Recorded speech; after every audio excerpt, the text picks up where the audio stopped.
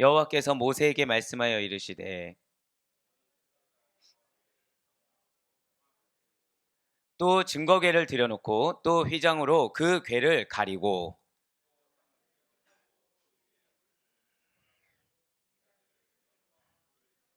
또 금양단을 증거궤 앞에 두고 성막문에 휘장을 달고 또 물두멍을 회막과 제단 사이에 놓고 그 속에 물을 담고 또 뜰 주위에 포장을 치고 뜰 문에 휘장을 달고 아멘 할렐루야. 네, 오늘 변함없이 살아있는 주님의 음성을 듣기 위하여 그리고 우리가 이렇게 하루의 시작을 말씀과 기도하는 것을 주께서 기쁘게 받으시사 반드시 나의 삶 가운데 역사하신다라는 그 믿음의 확신을 가지고 나오신 특별석기에 나오신 우리 모든 성도님들을 주님으로 환영하고 축복합니다. 예, 우리는 이 새벽에 이제 출애굽기의 마지막 최후의 여정을 향해서 이제 며칠 안 남은 길을 달려가고 있습니다. 먼저 감기들 정말 조심하시길 바래요.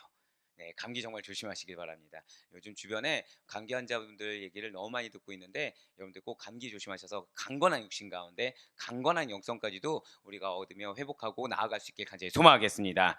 자, 지금까지 모세는 계속해서 여러분들 말씀드리고 있죠. 온전한 통로. 자, 우리가 건강해야 온전한 통로로 쓰임 받을 수 있는 것처럼 지금 모세는 온전한 통로로서 이스라엘 백성들에게 하나님 말씀을 그대로 증거하여 시내산 성막을 지금 완성하였습니다. 자, 어제 말씀드린 것처럼 성막은 어떤 시기라고 말씀을 드렸나요?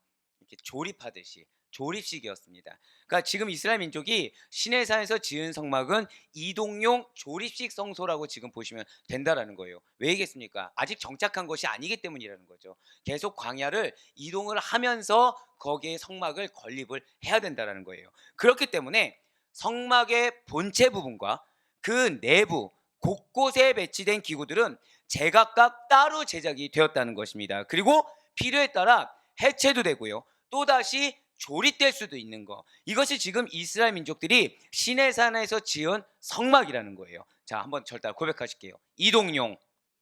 예, 이동용 조립식 성소라는 사실을 꼭 잊지 마시길 바라겠습니다. 자, 이제 오늘 본문부터 시작되는 출애굽기 40장은 그동안 제작한 성막 본체와 기구, 제사장 의복들을 모두 모아서 최초로 조립한 후에 거행되는 성막 낙성식이자 봉헌식을 기록하고 있다는 거예요. 다른 거 여러분들 잘 몰라도 성막 봉헌식이구나, 하나님께 바치는 그런 의식을 치르는구나, 이렇게 생각하시면 좋을 것 같습니다. 그 가운데 오늘 본문 말씀은요, 성막 봉헌 규례의 서론 부분과 성막 기구들의 배열 위치를 지시하는 내용이 된다라는 것이죠. 먼저 오늘 보면 출애굽기 40장 1절 말씀 보시길 바래요.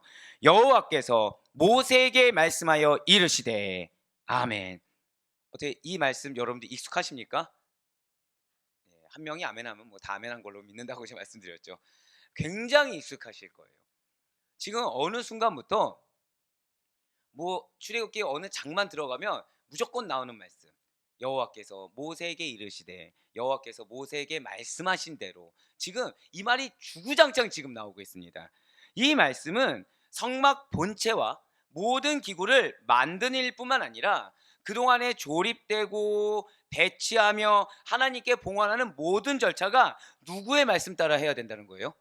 오직, 맞습니다, 오직 하나님의 명령대로 여호와의 말씀을 따라 되어져야 함을 보여주고 있다는 것이죠. 그리고 지금 말씀하고 있는 여호와께서 말씀하신다라는 이 말씀은 성막을 제작할 때마다, 그것이 뭐 물두멍이 되었든 번제단이 되었든 무엇을 만들 때마다 항상 꼭 나오는 말씀이 여호와께서 말씀하시되, 이 말씀이라는 거예요. 그런데 사실 이제 우리도 그렇다는 거죠.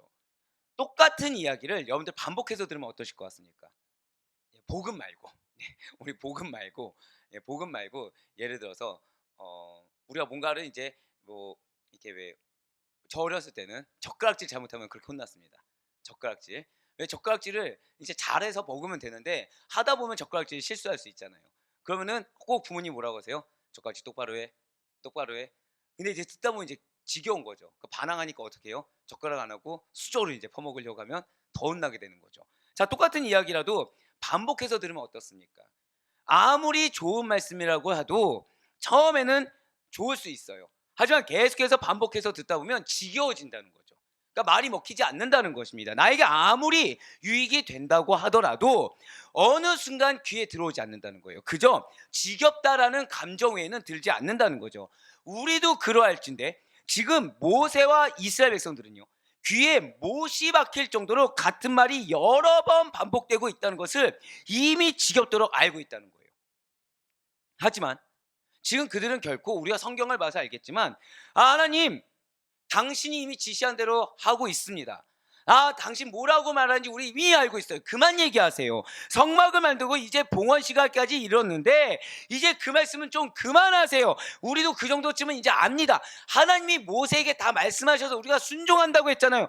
매일 반복하니까 이제 좀 지겨우니까 그만 말씀하세요 라고 말하지 않는다는 거죠. 지겨워하기는커녕 오히려 더 긴장하고 있다는 거예요. 반복하면 반복할수록 어떻게 하고 있다고요? 긴장을 한다는 것입니다. 세의경청하고 있다는 거예요. 오히려 반복된 말씀이 내려지니까 더 긴장하면서 만들었던 것을 다시 한 번 더 재점검하고 자신의 마음을 다시 한 번 더 점검한다는 것이죠.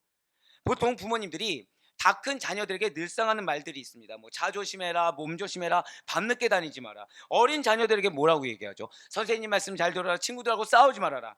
그런데 이런 말씀들이 부모님이 자녀들을 못 믿어서 그렇게 반복된 이야기를 하는 것이 아니라는 거예요. 성경에서 반복하는 이유가 무엇 때문이라고 말씀드렸습니까? 맞아요. 중요하기 때문이라는 거죠. 정확히 말씀드리면 지금 이스라엘 백성들은 잘 순종하고 있습니까? 불순종하고 있습니까? 순종하고 있어요. 그런데 얼마든지 불순종할 여지가 있다라는 거예요. 또한 이것에 대해 중요성을 알지 못한다면 이 마음에서부터 흐트러질 수가 있다는 거죠. 수개월 동안 지속되었던 이 성막을 만드는 과정뿐만 아니라 봉헌식 역시 마찬가지로 하나님께서 지시하신 대로 실행하는 것이 매우 중요하기 때문이라는 것입니다. 더불어서 이들이 이제 이후에 이동육 조립식 성소라고 말씀드리지 않았습니까? 그럼 광야를 이동하면서 이 성막을 만들 때마다, 성소를 만들 때마다 항상 무엇을 생각해야 돼요? 하나님이 이걸 정말 중요하게 여겼다. 하나님께서 이거를 굉장히 중요하게 했던 사실을 꼭 잊지 말아야 된다는 것입니다. 사랑하는 여러분들, 여러분들의 신앙생활에 있어서도 사실 이거는 굉장히 중요한 키포인트가 될 수가 있어요. 우리가 때로는 말씀을 들을 때 부딪히는 부분들이 있습니다. 말씀을 들을 때 왜 인정하기 싫은 부분들이 존재할 수가 있다는 거죠. 근데 여러분들 반드시 기억하시길 바라요. 바로 그 포인트가 가장 은혜가 되는 포인트입니다. 바로 그 포인트가 하나님이 우리에게 바라시는 포인트라는 거예요. 결국 우리는 모두 다 은혜를 원합니다. 믿으십니까? 이 가운데 축복받기를 원치 않는 분은 단 한 분도 없다는 거예요. 응답받는 것을 원치 않는 분은 단 한 분도 없다는 거죠.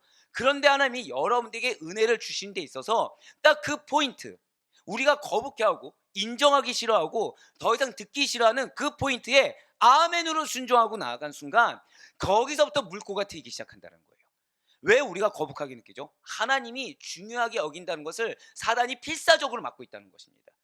왜 우리가 그거에 대해서 반발감이 드는 것입니까? 사실은 메시지일 뿐이잖아요. 왜 자녀들이 공부를 할 때 공부하다가 선생이 싫어요. 그러면 안 들으면 그만입니다. 대신에 대가는 무엇이죠? 성적이 안 나오면 되고 안 들으면 되는 것입니다. 자녀들이 선생이 싫다고 해서 그 강의에 들으면서 거북해하거나 뭐 이렇게 막 어떤 부정적인 생각을 하지 않는다는 거예요. 그냥 안 듣고 맞지. 이런 식으로 생각하고 말아버리죠. 학생들 같은 경우에. 근데 우리들은 메시지를 딱 들어요. 근데 중요한 건 거북한 마음을 드는 거예요. 분명히 그 순간에, 자 여러분들 설교를 들을 때 100% 난 집중한다 있습니까? 아니요, 100% 집중하지 못해요. 그런데 유독 꽂히는 그 거북스러운 마음이 있다는 거예요. 왜일까를 생각해 보셔야 됩니다. 이거를 그냥 듣고 흘려도 되는데 왜 하나님은 이 거북스러운 부정적인 마음을 왜 허락하셨을까를 생각하셔야 됩니다. 여러분들, 나에게 있어 키포인트는, 가장 중요한 은혜의 포커스는 때로는 다른 방법으로 나에게 다가올 수 있다는 사실을 반드시 믿으시길 바라요. 그래서 그 순간에 지금 여러분들 말씀하신 대로 아멘으로 화답하고 받아들이시길 바랍니다. 지금 이스라엘 백성들이 그렇게 하고 있다는 거예요. 단 한 번도 지겹다고 이야기하지 않아요. 그냥 있는 그대로 받아들입니다. 사실 왜겠습니까? 금송아지 우상 숭배 사건이 그렇게 컸다는 거예요. 단절되는 게 그렇게 두려웠다는 거죠. 여러분들의 인생에 여러분들이 경험하기 싫은 고난의 그런 어떤 환경들이 그 고난의 때라는 것이 존재할 수가 있습니다. 어떤 고난의 환경을 여러분들 지나갈 때 그곳을 보면 무슨 생각이 드십니까? 아, 다시는 이와 똑같은 상황을 내가 접하지 말아야겠다라고 다짐하게 되지 않습니까? 말씀 역시 마찬가지라는 거예요. 여러분들이 부딪힌 말씀이 있으십니까? 그러면 이 말씀이야말로 나에게 은혜의 키워드가 된다는 사실을 반드시 깨달으시고, 이 말씀과 부딪히는 영역만큼은 내가 반드시 하나님의 영역으로 맡기겠다는 믿음의 결단이 여러분과 저의 결단이 되시기를 간절히 소망합니다. 예, 맞아요. 지금 굉장히 중요하다는 거예요. 무엇이요? 봉헌식 역시도 굉장히 중요하다는 거죠. 그렇기 때문에 오늘 본문 1절에 여호와께서 모세에게 말씀하여 이르시되 라는 이 말씀은 봉헌식 규례의 서론으로 지금 등장하고 있다는 것입니다. 출애굽기 마지막 장에 서론으로 등장하는 말씀이 여호와께서 모세에게 말씀하여 이르시되 라는 이 말씀이라는 거죠. 이처럼 성막과 관계되는 모든 일들은 중요하지 않은 것이 없다는 거예요. 왜냐하면 성막과 관계된 모든 사역은, 자, 저를 따라 고백하실게요. 하나님의 거룩하심.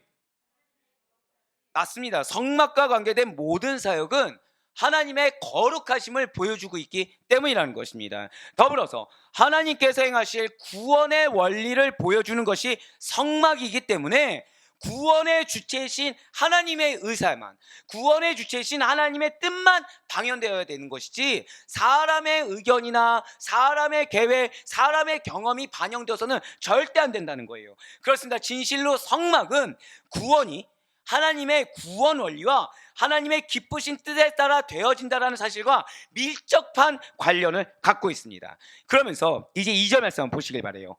너는 첫째 달 초하루에 성막 곧 회막을 세우고. 아멘. 지금 2절에서 말한 첫째 달 초하루라는 것은 출애굽한 지 11개월하고 15일이 지난 시점이에요.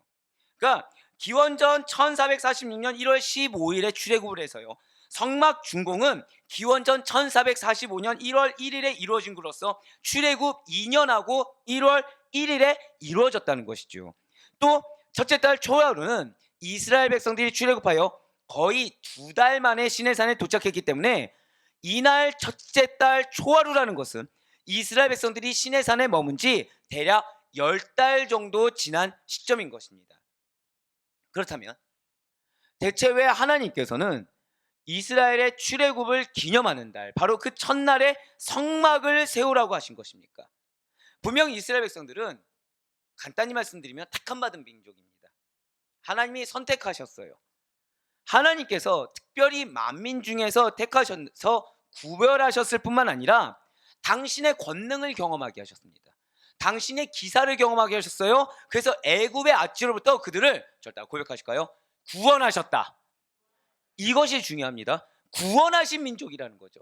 그러니까 그들은 구원받은 민족이라는 것입니다. 그렇기 때문에 구원의 하나님과 함께 한 해를 시작하는 것이 너무나 당연한 일이라는 거예요.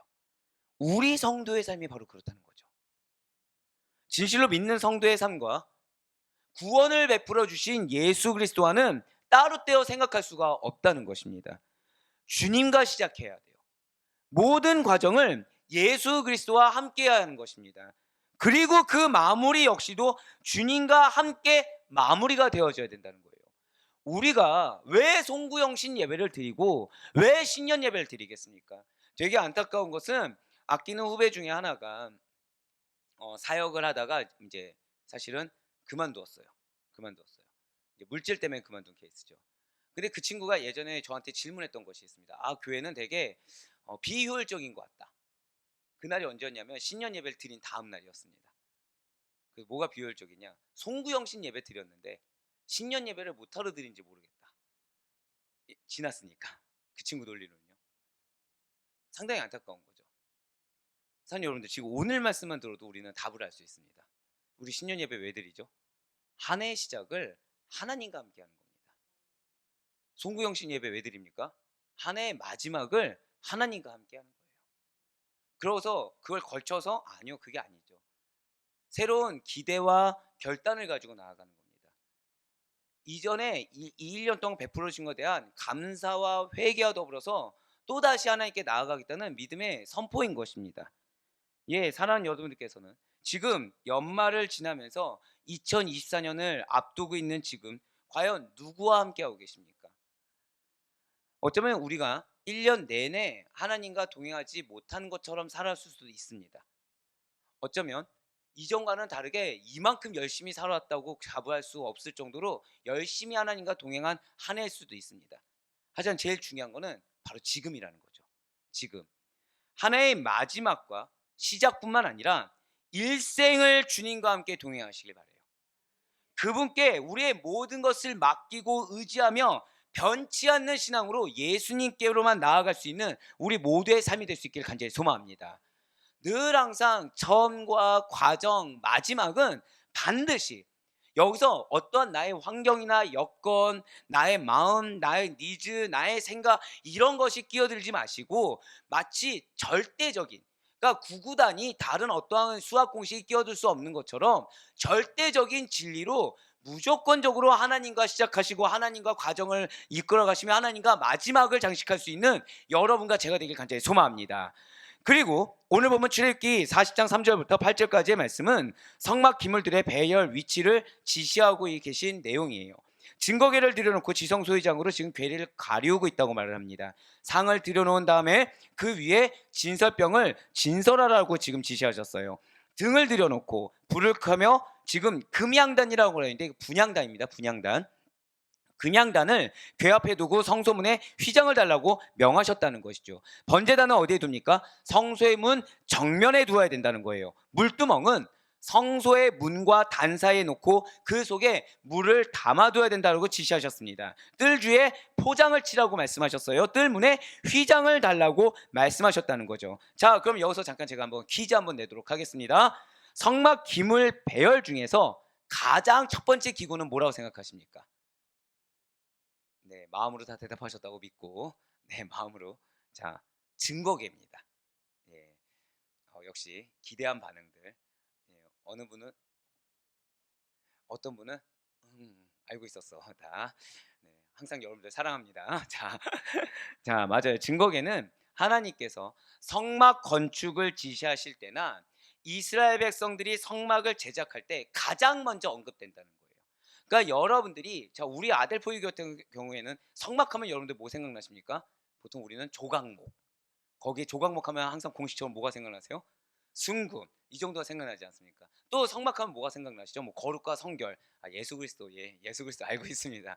예, 공식처럼 나오는 대답이 있지만 이제 거기 하나 더 추가를 하면은, 아, 성막하면 무엇을 먼저 생각하셔야 돼요? 증거계. 아, 증거계를 항상 먼저 생각하시길 바래요. 자, 본문에서도 마찬가지라는 거죠. 제작된 성막을 조립하고 봉헌할 때 역시도 제일 먼저 언급되는 것이 무엇이에요? 증거계라는 것입니다. 그렇습니다. 하나님께서 임재하시고 택하신 백성 이스라엘과 만나시고 대화하시는 이 증거계, 여기서 말하는 증거계는 속죄소를 포함하고 있는 것입니다. 성막의 성물 가운데서 이 증거계, 속죄소가 굉장히 가장 중요하다는 사실을 지금 말씀해 주고 있다는 거예요. 그러니까 우리 성도님들의 신앙생활에서도 지금 마찬가지라는 거죠. 우리 성도님들 신앙생활에서도 하나님과의 진실한 만남이 있어야 된다는 것입니다. 그러니까 하나님의 임재를 경험할 수 있어야 돼요. 내가 신앙생활을 한다고 하면서 하나님의 임재를 경험하지 못하고요. 그러니까 나의 어떠한 변화라든지 하나님이 나에게 뭐라 말씀하신지를 내가 지금 모르고 살고 있다. 때로는 제가 왜 그런 말씀드리죠. 앞서 말씀드린 대로 내가 왜 말씀에 부딪히는 걸 경험하는 거, 이것조차 감사한 거라고 말씀드리지 않습니까? 왜요? 그냥 지나쳐도 되는데 지금 말씀의 반응이라는 걸 하고 있거든요. 근데 아예 그런 것도 없다. 굉장히 무의미하다는 거죠. 다른 어떠한 신앙행위도 다 형식적이고 무의미하며 가장 불쌍한 자에 불과하다는 것입니다. 결국 우리의 신앙생활에 있어 가장 중심은 무엇입니까? 우리 너무 잘 알고 있어요. 우리는 하나님 중심, 말씀 중심, 그리고 교회 중심이라는 걸 너무나도 잘 알고 있습니다. 하나님 중심의 삶이 안 되고 있는 거예요. 말씀으로 인한 은혜라는 것을 경험하지 못하고 있는 거죠. 그러다 보니까 하나님과의 깊이 있는 만남을 못 가지는 것입니다. 하나님의 임재를 못 경험해요. 그러니까 내 삶이 우리가 완벽하지 않다는 걸 지식으로 알고 있는데 내가 지금 무엇이 깨져야 되고 무엇이 잘못되고 있으며 어떻게 나아가야 되는지조차 모르고 있다는 거죠. 그래서는 안 됩니다. 언제나 하나님과의 진실된 만남을 가질 수 있는 여러분과 제가 되길 간절히 소망합니다. 여러분들이 늘 항상 영적으로 분별할 수 있길 바라요. 언제나 영적으로 깨어 있길 간절히 소망합니다. 무엇보다 그냥 내가 아는 경험 내에서, 내가 알고 있는 지식 내에서 수박 겉핥기 하듯이 하나님 이런 거 말씀하셨지라고 내가 스스로 임의로 판단해 버리는 것이 아니라 하나님과 깊이 있게 만날 수 있는 여러분들의 성장한 믿음이 될 수 있기를 간절히 소망합니다. 이처럼 성막의 성물 중에 가장 중요한 증거계 가까이에 지금 뭐가 있다고 말씀하고 있어요? 금양단이 있다라는 거죠. 앞서 말씀드린 대로 금양단은 분양단이라고 말씀드렸습니다. 이처럼 증거계와 금양단을 서로 가깝게 자리 배치한 영적인 의미가 또 있다는 거예요. 그 이유는 하나님의 말씀, 이 돌판이 보관되고 있는 증거계 앞에 기도의 향을 올려드리는 금양단을 배치해서 성도의 신앙생활에 있어서 말씀과 기도 어느 것 하나도 소홀히 해서는 안 된다는 거예요. 말씀이 더 중요하다, 기도가 더 중요하다라며 서로 우열을 가릴 것이 아니라 나는 말씀을 더 이렇게 잘 알아, 나는 말씀은 잘 몰라도 기도에 특화돼 있어, 이렇게 말을 하지 말고 말씀 생활, 기도 생활에 있어서 균형을 이루어야 된다는 거죠. 왜겠습니까? 말씀만 강조하면 지식은 풍성해질 수 있어요. 하지만 하나님에 대한 뜨거운 열정이라는 것은 필연적으로 식어질 수밖에 없습니다. 반대로 기도만 강조하면 하나님에 대한 뜨거운 열정을 가지고 있습니다. 하지만 기준이 되는 말씀의 부재로 인해서 우리 신앙이 잘못된 방향으로 나아갈 위험이 있다는 거예요. 그래서 우리가 때때로 그런 거 경험하지 않습니까? 어떤 이제 신앙의 연륜이 좀 되신 분들 보면 내가 어느 기도원을 갔더니 이게 응답이 잘 되더라. 위험합니다. 물론 거기가 응답이 잘 되는 곳일 수도 있고요. 거기가 기도가 잘 되는 곳일 수도 있어요. 그런데 이것이 진리가 될 수는 없다는 거죠. 이것이 진리가 될 수는 없다는 것입니다. 하나님은 무소부재의 하나님이십니다. 믿으십니까? 어느 곳에서나 여러분을 만나주시는 하나님이세요. 말씀이 선포되는 곳, 정확히는 바른 진리의 말씀이 선포되는 곳이라면 하나님은 어느 곳에서든 역사하십니다. 결국 누구의 문제입니까? 나 자신의 문제라는 거예요. 근데 나 자신이 지금 어느 한쪽이 결여됐다는 걸 인정하지 않으려고 하다 보니까 계속 무엇만 찾는 거예요? 특별식만 찾고 있는 거죠. 어디 가면 좋다, 어느 행사가 좋더라, 어디 집회가 좋더라, 여기만 찾아다닌다는 것입니다. 하지만 그것이 아니에요.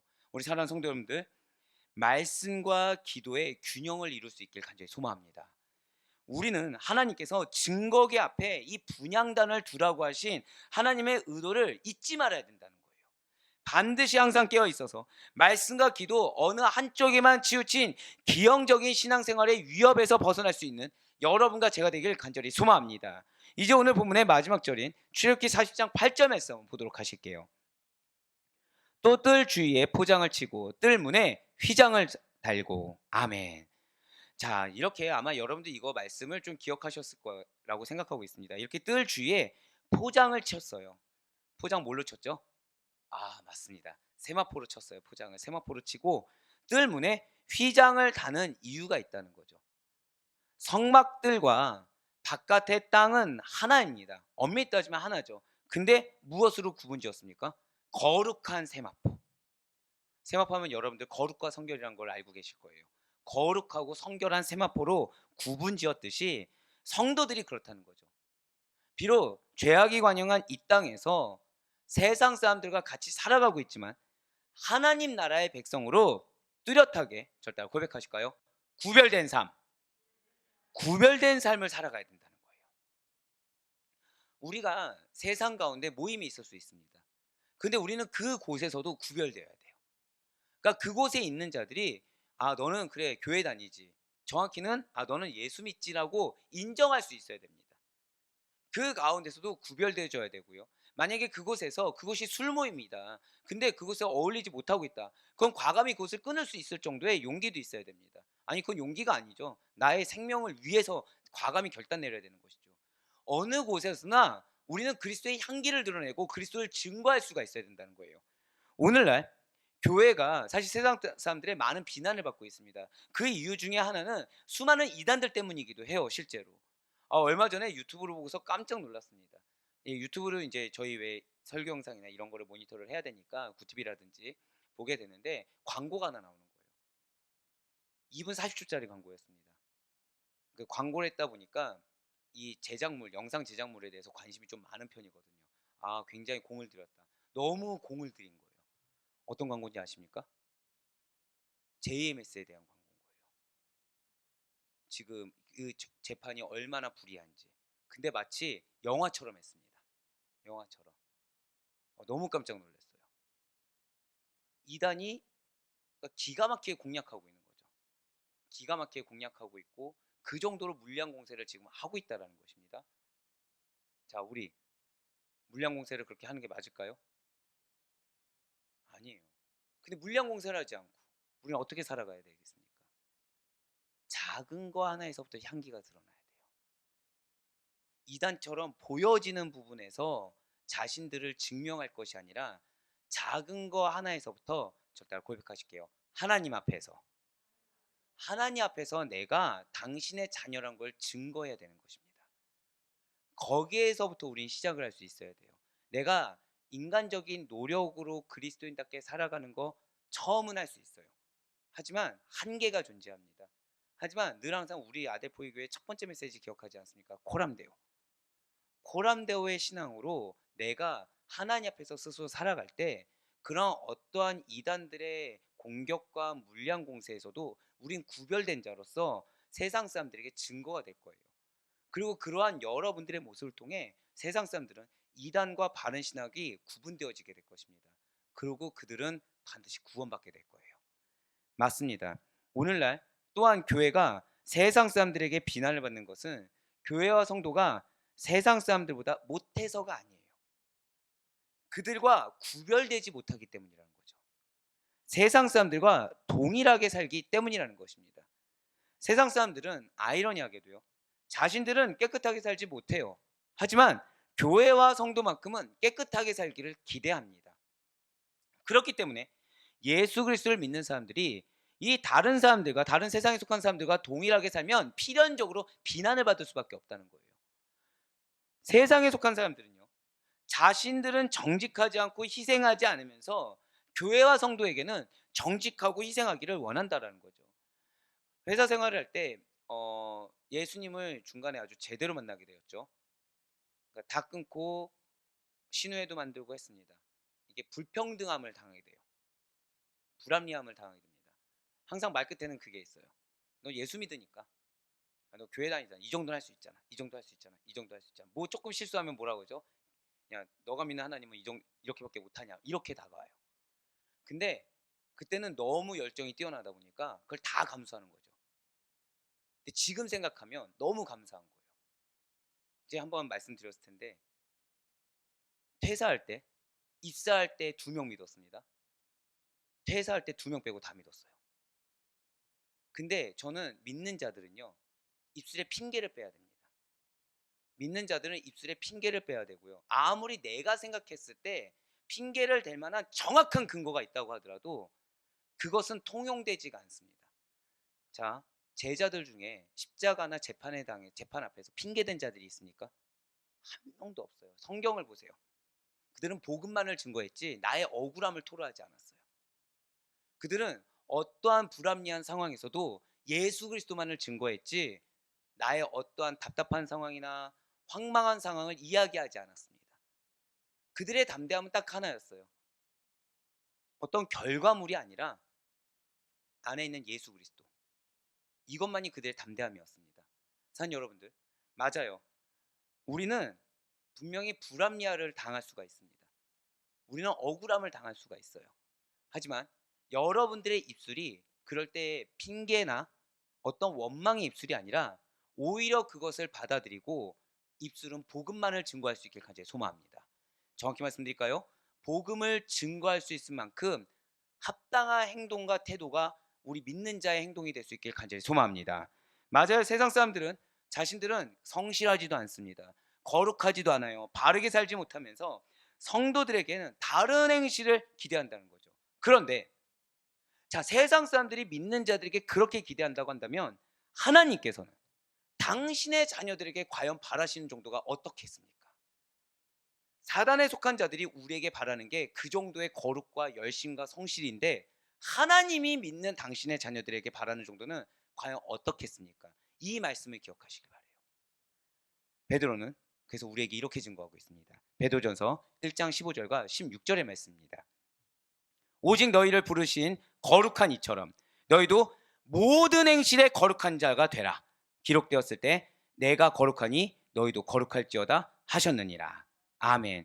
자, 지금 어떤 행실이라고 말씀하고 있습니까? 모든 행실이에요. all of kind였어요. 모든 종류의 행실에 거룩하라. 이게 믿는 자의 행실인 것입니다. 이게 믿는 자의 삶인 거예요. 왜요? 우리는 하나님을 믿는 하나님의 백성입니다. 믿으십니까? 그럼 우리는 구원이라는 걸 받았어요. 그래서 우리의 결말은 무엇이죠? 천국입니다. 우리 이 땅에 속한 자들과 다른 결말을 가진 자들이에요. 믿으십니까? 그렇기 때문에 딱 이 말씀 가운데 어떻게 사람이 모든 행실에 거룩할 수가 있지? 이 말 자체는 이미 명제가 성립되지가 않습니다. 왜요? 우리 안에는 성령님이 계시거든요. 그리고 우리가 가는 길은 다른 사람과 다른 길이거든요. 그렇기 때문에 다른 길을 가는 자의 합당한 행실과 마음을 요구하실 수가 있습니다. 그 행실이 무엇이라고요? 모든 행실에 거룩함, 모든 행실에 그리스도의 향기가 드러나는 것, 모든 행실에 하나님의 형상이 드러나는 것. 오늘 이 말씀을 기억하시길 바라요. 하나님께서는 여러분들을 향해 기대가 있으십니다. 이것은 정말 큰 축복의 말씀이에요. 왜 여러분들 자녀가 공부 잘하고 하면은 기대하십니까? 안 하십니까? 기대를 합니다. 이게 무언가 기대한다는 게 얼마나 큰 기쁨인지를 감사하게, 제가 다 말씀 못 드리지만 때때로는 좌절감도 경험했다가, 좌절감이 들면 딱 대번에 무슨 생각하시는지 아십니까? 기대하지 말아야지. 기대해봤자 내 맘만 아프다. 근데 무언가 딱 좋은 결과가 있으면은 기대가 갑자기 딱 됩니다. 그럼 어떻게 되죠? 무언가 더 바라게 되더라고요. 예를 들면 잠이 없잖아요. 슬쩍 방문을 열어봤을 때 공부를 하고 있으면 그치, 기대할 만하다, 그래. 근데 자고 있으면 에휴, 그렇지, 뭘 기대하냐. 근데 지금 하나님 뭐라고 말씀하세요? 기대하신다는 거예요. 지금 뒤에서 우리 교육자분께서 불쌍한 내 자녀들, 네, 약간 그런 눈으로 보시는데, 변치 않고 있습니다. 변치 않고 있습니다. 근데 여기서 중요한 건 하나님이 여러분들 기대하신다는 거예요. 왜 기대하실까요? 여러분들의 삶이 헛되지 않습니다. 여러분들이 수고하고 인내하고 눈물 흘린 그 시간이 헛되지 않다는 걸 믿으셔야 돼요. 그래서 여러분들이 지금 어떤 결과물이 없는 것처럼 여겨질 수도 있습니다. 하지만 지금 저희가 7개월을 걸어왔어요. 아무것도 없습니까? 아니라는 거예요. 이건 저에게 던지는 말이기도 합니다. 이게 삶이 아니잖아요, 사실. 제가 생각해도 저는 인간 같지 않거든요. 어떻게 그러다 보면 현타라는 게 옵니다. 현타라는 게 오서 나한테 남은 게 뭐가 있지? 라고 막 인간적인 생각 막 드는 거예요. 근데 우리 교회만 생각하면 할렐루야가 나오는 거예요. 인원수 때문에 할렐루야가 아닙니다. 제가 이번 당회 때 우리 장로님께 너무 감사한 말씀 하나 들은 게 있어요. 우리 성도님들 얼굴을 봤는데 다 변화됐다는 거예요. 다 변화됐다는 거예요. 한 명 한 명 이름 막 이렇게 거론하면서 다 변화됐다고 하시는데, 그 소리가 저한테 하나님의 소리를 들리는 겁니다. 자, 사람 변화되기 쉽습니까? 어렵습니까? 아이고, 막 어렵습니다. 어려워요. 근데 변화되고 있다는 거예요. 이것만한 상급이 어디 있을까요? 목회자에게 이것만한 상급이 어디 있겠습니까? 물론 저의 목표는 더 있지만 반드시 상급이 있다는 사실 믿으시길 바랍니다. 하나님 나에게 기대를 하실 때는 기대할 만하기 때문에 기대하시는 것입니다. 여러분들 통해 하나님의 사역이 이루어질 것을 믿으시길 바라요.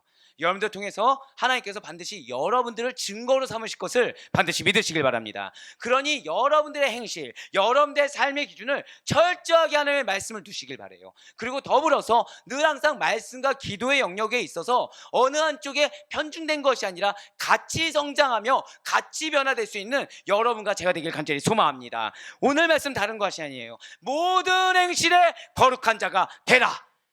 그래서 이 말씀을 기억하시면서 바라옵기는 언제나 말씀과 기도의 균형 잡힌 신앙생활을 통해 우리의 삶이 처음부터 끝까지 오직 예수 그리스도로 점천된 삶을 살아갈 수 있는 여러분과 제가 되길 간절히 소망합니다. 진실로 하나님께서 자신이 거룩한 것 같이 자기 백성도 거룩해지기를 원하시며 명령하시고 그렇게 될 것을 믿고 확신하기 때문에 우리에게 또 요구하신다는 사실을 기억하시면서 더욱더 주의 말씀 앞에 아멘으로 순종한 여러분을 통해 만배의 축복으로 상급으로 갚아주실 주님을 기대하시며 담대히 믿음으로 나아갈 수 있는 우리 모든 성도님들의 삶이 될 수 있기를 주님의 이름으로 간절히 축원합니다.